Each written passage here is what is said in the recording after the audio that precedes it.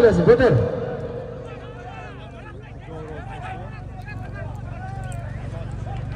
Hadi hap gel, tribüne hap gel, oldu. Hap gel beri.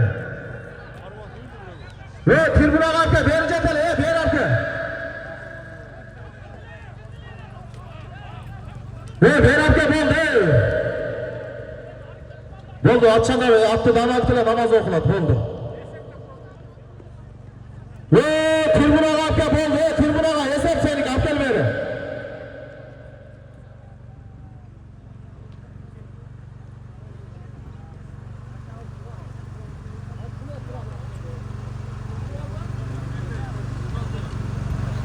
Ulak çavulbay, sucalar hap gelip ola, bol, ulak çavulbay, toktot.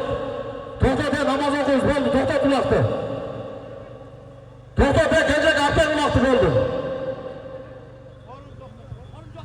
Cana Alpargan esep, boldu, azırkığa sorun yok. Kence, toktot. Cana Alpargan balanıkı esep, geliver ver, kim kişilerdi? Geliver, esep, azırkığa sorun yok. Azan aytılap, namaz okuyuz. Esep ne oldu? Baldardıkla. Oldu. Esep seni. Sarınca kaya hapele. Ulak tapya gele. Oldu. Tokat kula. Namaz okuz.